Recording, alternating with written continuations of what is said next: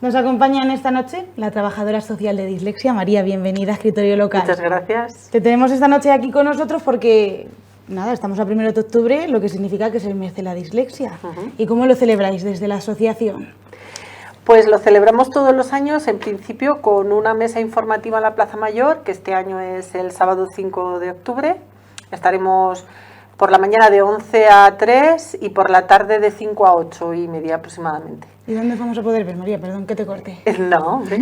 En la Plaza Mayor vamos a hacer, pues eso, pues a dar información, folletos informativos, carteles y tal, para todo el que acuda. Y luego con una actividad para niños. En la web hay un cartel que pone, da enlace a un formulario que hay que inscribirse para controlar un poquito las horas y la cantidad de niños que hay cada hora. ¿Cuánto tiempo se lleva celebrando el mes de la dislexia, María? Aquí, con nuestra asociación. Sí, o en general pues, también. Mira, la asociación nuestra empezó en septiembre del 2017 y yo creo que la primera vez que se celebró fue el siguiente año, pero yo no estaba todavía, entonces tampoco lo sé exactamente. Y a nivel general no tengo ni idea. Mira, buena pregunta. Para la próxima vez te lo contesto. Eso es, yo me la anoto y así y para la próxima vez me lo preguntas. Eso es. Seguramente que mucha gente en casa está diciendo, ¿qué es eso de la dislexia? Que nos suena mucho y lo hemos escuchado hablar, pero no sabemos exactamente qué es. Seguramente que hay mucha gente que dice, sí, esa gente que confunde la derecha con la izquierda o se lía con los números. Sí, sí. Bueno, lo de la derecha y la izquierda, que es la lateralidad cruzada, no está presente en todas las personas con dislexia, no tiene por qué ser, pero bueno, sí que es un poco un mito, ¿no? Y luego hay gente que dice también que es, bueno, pues dar la vuelta a las letras, ¿no? La B y convertirla en una D y al revés y tal, o dar la vuelta a los números, bueno, pues no siempre, sí que es parte del problema, pero hay muchos niños que durante la evolución y el aprendizaje, pues ponen las letras en espejo, que se llama, pero luego dejan de hacerlo, ¿no? La dislexia es una dificultad asociada con la lectoescritura, ¿no? Es de origen neurobiológico, o sea que hay una dificultad o una diferencia en el cerebro en cuanto al procesamiento de la lectoescritura, ¿no? Hay una serie de áreas cerebrales que se deberían activar para la lectura y en las personas con dislexia no se activan en diferente orden, por así decirlo, ¿no? Pero sobre todo que no se activan algunas de ellas. Entonces, si normalmente nosotros cuando aprendemos a leer, pues acabamos leyendo las palabras de una manera, lo que se llama la ruta visual, ¿no? Como si fuera una imagen la palabra, pues las personas con dislexia siguen leyendo, digamos, letra por letra, sílaba por sílaba, por un déficit en la conciencia fonológica, que se llama, ¿no? Que suena así un poco técnico. Sí, pero yo creo que ha quedado bastante claro lo que es la dislexia. En este mes y en el resto del año se están rompiendo ya los tabús, ya lo hablamos la última vez que nos vimos acerca de la dislexia, porque antes era gente que no quiere estudiar o que no se esfuerza o que le cuesta más y los tachaban y los tildaban de cosas que no eran. Sí, de vagos, de no tener interés, de no prestar atención. Yo creo que todavía se sigue haciendo, pero ya muy poquito. Estamos viendo que cada vez se detecta antes, los profesores cada vez están más formados.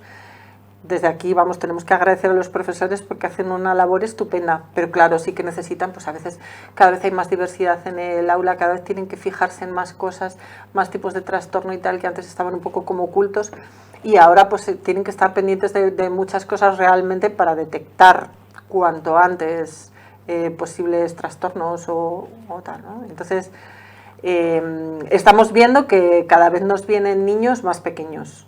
O sea que los profesores están muy atentos y cada vez se dan cuenta antes. Creo que antes se obviaba a lo mejor que se podía tener dislexia y se tachaba de este niño, sí, no quiere, no lo hace porque no quiere. Porque además son niños que muchas veces tú les explicas una cosa y la entienden y la practican y tal. Y entonces al día siguiente, imagínate, pues les vuelves a preguntar y te dicen, no lo sé. Y tú no te lo crees, te parece que te están tomando el pelo. Pero sí, eso pasa también, ¿no? Que son como conocimientos como que les van y les vienen. Parece que ahora se lo saben, mañana no, y pasa otra vez y que se lo vuelven a saber, ¿no? A veces son cosas así un poco raras que nos pueden extrañar. Claro, al no comprender muy bien cómo funcionaba en aquel momento, pues se tachaba de lo que no era. Precisamente con esta mesa informativa que vais a tener el día 5, vais a estar informando, una mesa informativa de todo esto. A familias, a profesores, bueno, todo el que acude. Sí. Eso es. Imagino que también daréis algunas señales, algunas pautas para poder detectar entre la gente, la ciudadanía, si se padece dislexia, bueno, no sé si se dice se padece o se tiene dislexia o no. Sí, sí tienen dislexia, sí. Eso es. Pues sí que tenemos, igual que el folleto este que hemos traído aquí, tendremos este tipo de folletos, pero todo este material está en la web nuestra, Asociación Dislexia Burgos, ORG, que es fácil, vamos, enseguida sale en Google, y entonces hay bastante material, hay desde señales de dislexia, señales de discalculia, hay material como para apoyar dentro del aula o fuera del aula, para, digamos, como pautas para poder favorecer el aprendizaje, hay muchísimo material. Y si no, además, nos pueden poner un correo y hacer la pregunta que quieran. Y luego también hay otra parte que hay vídeos, son vídeos de YouTube que están ahí libres, pero que hemos intentado elegir ahí los que nos parecen más representativos para entender qué es lo que pasa con dislexia, ¿no? Qué es lo que pasa con dislexia a nivel del cerebro y qué es lo que pasa con dislexia, por ejemplo, en los adultos con dislexia, que claro, la dislexia no se pasa. Claro. Van leyendo cada vez mejor, escribiendo cada vez mejor, pero bueno, pero está ahí, ¿no? Entonces alguna dificultad, como por ejemplo, sobre todo la gente que tiene discalculia, que confunde el orden de los números o que tiene dificultad para entender, eso pasa más en los niños, pero bueno, que tiene dificultad, por ejemplo, para el tema de las horas, para el tema de los precios y tal, estimar cantidades y tal, pues incluso de adultos hay determinadas circunstancias de esas que todavía se repiten, por mucho que sepan que tienen dislexia o que tienen discalculia, pero bueno, pues algo que no se puede reducir a cero, Eso así es. decirlo. Seguramente muchas de esas personas ya una vez que pasan a la vida adulta se hacen como sus propias pautas o sus propios métodos para... Sí, muy bien, sí. Lo han entendido muy bien. Claro. Sí, tienen como ciertas estrategias que, bueno, yo creo que todos tenemos nuestras estrategias, ¿no? Si yo tengo mala memoria, pues tenderé a utilizar una agenda, ¿no? Si yo tiendo, no sé, a perder las cosas, pues estableceré dónde tengo que poner cada cosa dentro de casa para no estar todo el rato buscándolos, ¿no? Y entonces las personas con dislexia igual. Por eso hay muchas veces que es difícil diagnosticar la dislexia, porque permanece un poco como oculta.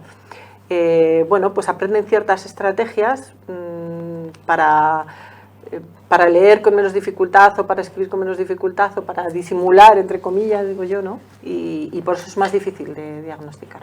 María, ya que te tengo aquí, y aunque también lo vais a comunicar el día 5, el próximo finde, me gustaría que me dijeras más o menos cómo se puede detectar la dislexia, sobre todo en la gente joven, porque la gente mayor ya estamos un poco reacias, ya nos hemos acostumbrado que mucha gente también pero sí que nos llaman muchos adultos, ¿eh? Eso es. Pero sobre todo también darnos algunas pautas o cómo podemos detectar nosotros si tenemos dislexia o si alguien de nuestro entorno lo tiene, porque supongo que habrá, no iguales, pero características comunes en mucha gente. Principalmente es que haya una dificultad en la lectoescritura. Hay gente que tiene más dificultad con la lectura, gente que tiene más dificultad con la escritura, gente que tiene dificultad con ambas, pero lo que se ve es con niños, aunque lo podemos ver antes, pero con niños a partir de los 8 años, que ya se supone que tienen que tener cierta fluidez tanto para leer como para escribir, aunque cometan errores, pero tienen cierta fluidez, pues se detecta que aunque hagamos mucho hincapié y lean mucho y escriban mucho y tal, no mejora lo que debería mejorar, ¿no? Entonces podemos ver, por ejemplo, que tanto a la hora de leer como de escribir, que sustituyen letras, unas letras por otras, o que las cambian de orden dentro de la palabra. Por ejemplo, en vez de decir triángulo, dicen tirángulo. Hay diferentes pautas, ¿no? Pero sí que se ve, por ejemplo, que tienen dificultad para memorizar, sobre todo cuando son, por ejemplo, las tablas de multiplicar es de lo más terrible que existe, ¿no? Pero luego, por ejemplo, pues para aprenderse los planetas, los meses, los días de la semana, es que se nota como en bastantes cosas. A veces los padres, cuando tenemos otros hijos antes, como era mi caso, pues ya vemos ahí una diferencia, pero a veces tampoco quieres comparar unos hijos con otros, ¿no? Y dices, pues vale, pues el otro sería más listo y tal, y tienes dudas. Los profesores también pueden ver algo, pero a veces pues realmente tienen tantos niños en el aula que es difícil verlo, ¿no? Pero al final yo creo que ves, tienes una duda y tal, ya prestas más atención y con el tiempo vas viendo que sí, que se corrobora, ¿no? En la web tenemos todas las señales de dislexia, que son las de este folleto, por edades, que es un poco más indicativo. Pues cuando son más pequeños, pues te das cuenta de eso, que les cuesta memorizar ciertas palabras o nombres de personas, o por ejemplo que les cuesta hacer rimas, ¿no? Les cuesta rimar, o es que sobre todo eso, cuando son más pequeñitos. Y luego ya, claro, la lectura, la escritura y tal. Ves luego que hay niños, por ejemplo, pone también las señales a partir de 12 años, pues es que ves niños de 12 años que todavía no leen, o sea, que tienen mucha dificultad para leer. O que la letra, que las palabras, que les cuesta separar correctamente las palabras, juntan unas con otras. Claro, y seguramente que por lo menos antes, ahora sí que es cierto que era como hablábamos antes, que se va reduciendo ese estigma que hay, pero es que yo me intento poner en la piel y en la situación de que, por ejemplo, alguna de las personas que nos están viendo seguro que ha tenido dislexia, que se le hayan dicho o no, y que lo tacharán de, jope, pero es que este niño o esta niña no aprende, es que... Y tiene que ser súper frustrante para la persona que tiene dislexia. Claro, pues lo que vemos nosotros es que a veces nos llegan adultos que no han sido diagnosticados de dislexia y entonces tienen la autoestima muy bajita, porque claro, y aunque ahora sepan que es dislexia, que tiene un origen, pero no tienen ya como mucho daño de todas las veces que se han sentido pues tontos, porque es como se siente, ¿no? Es decir, bueno, pues toda la clase ya lee bien, y yo, por más que lo intento, no lo consigo, ¿no? Por más tiempo, por más esfuerzo y por más tiempo que dedico a estudiar, pues sigo suspendiendo los exámenes, ¿no? Y no consigo corregir las faltas de ortografía. Que eso también, pues los profesores dicen, pues que escriba, que lea. Pero es que eso no se puede corregir. O sea, las faltas de ortografía es complicadísimo, no es como en el resto de las personas. Claro, es bastante difícil, y en caso de que detectemos pues que se den estas características que nos has enunciado ahora, María, ¿qué tendríamos que hacer? Si, por ejemplo... Hablar con el centro escolar, siempre. Es primero hablar con el tutor, a ver si el tutor o la tutora ha detectado también el problema y que nos derive con la orientadora o el orientador del centro y que le haga las pruebas oportunas, ¿no? O sea, primero hablar con el centro y ya luego, por ejemplo, ponernos en contacto con vosotros, ¿no? Siempre. Sí, yo he dicho a nivel de centro, sí. Es el orientador el que tiene que hacer las pruebas. No tiene por qué ser un centro aparte, ni es en el sistema de salud, ni nada. Es el orientador del centro escolar, que no me maten los orientadores porque sé que tienen mucho trabajo, pero es el orientador o la orientadora del centro el que tiene que hacerlo, y hace pruebas de inteligencia, de lectura, de escritura, un montón de pruebas para comprobar si el niño o la niña tiene dislexia. ¿Cuántas personas hay ahora mismo en Burgos que tengan dislexia, María? ¿O no se sabe? Pues mira, es un 10% de la población. Es que es mucho. Es bastante. Pero claro, está diagnosticado y tratado, me parece que es un 4% de los casos que realmente hay de dislexia. Me parece que leí en algún sitio, no quiero mentir tampoco, pero es un porcentaje muy pequeño. De hecho, nosotros damos charlas en los colegios para los profesores y también para los alumnos, y entonces a veces decimos, ¿cuántos casos de dislexia hay aquí en el centro? Y claro, debería haber un 10% de los alumnos que haya, pero claro, no se acerca. Estamos todavía, yo creo que se está avanzando muchísimo, pero claro, es un proceso también, es un proceso. Quiero meterme un poco de lleno en esas charlas, María, que me decías antes de empezar que os estáis yendo a un montón de sitios. Sí, este año nos han solicitado más que ningún año, estamos un poco saturados porque ahora, como es el mes de la dislexia, que además de lo de la Plaza Mayor, pues vamos a hacer charlas y talleres a lo largo del mes. Algunos son para todos y otros son solo para los socios. Pues estamos un poco ocupados este mes y el que viene. Entonces, pues que tengan paciencia en los centros, porque si no, no nos va a dar tiempo. Pero sí, nos han solicitado muchísimas este año, tanto para profesores como para alumnos. ¿Y qué dais en las charlas? Pues mira, se explica principalmente lo que es la dislexia, un poco cómo detectarla y cómo se puede trabajar en el aula y las adaptaciones que hay que hacer en los exámenes. Esto es muy importante porque, claro, son niños que estudian muchísimo, se esfuerzan muchísimo, o sea, realmente tienen mucha perseverancia, son muy perseverantes, ¿no? Pero claro, llegan igual al examen y por la forma en la que está hecho el examen, pues en vez de aprobar tranquilamente que deberían, pues suspenden, ¿no? O por ejemplo les cuentan las faltas de ortografía que ellos no pueden hacerlo, o sea, es que no son culpables porque no pueden remediarlo, ¿no? Aunque lo intenten. Pues cogen igual, en vez de sacar un 7, pues les empiezan a bajar puntos. Claro, es muy desmoralizante para ellos, ¿no? Entonces son niños que muchas veces necesitan adaptaciones en los exámenes. A veces es simplemente darles un poquito más de tiempo, o por ejemplo, si tienen que hacer 5 frases que tienen que analizarlas, pues que ellos hagan solo 3, que ya están demostrando que sí que saben hacerlo, ¿no? Entonces es adaptar un poquito el examen o, por ejemplo, cambiar alguna palabra. A veces simplemente subrayar en el enunciado algo, o separar las preguntas de un enunciado para que no se dejen ninguna. Y es que, claro, seguramente hay gente en su casa diciendo, yo también me he encontrado algún examen en el que el propio enunciado ya es lioso de por sí. Ya era confuso, ¿no? Sí, claro, ya era confuso, pues imagínate teniendo dislexia, pues se complica todavía más. Hay veces que sin querer los profesores pues ponen un ejercicio que les parece bien, pero claro, no lo ven desde esa perspectiva. Claro, a veces, pues oye, pues no pueden tener todas las perspectivas, ¿no? Pero para eso estamos un poco nosotros, ¿no? Para decir, oye, mira, pues la clase no hay que darla solo con un libro, pues se pueden utilizar estos medios, que ellos ya utilizan muchos, ¿no? Pero a veces pues damos pistas o recursos e intentamos. Pero claro, es una charla de hora y pico, tampoco da tiempo a mucho, ¿no?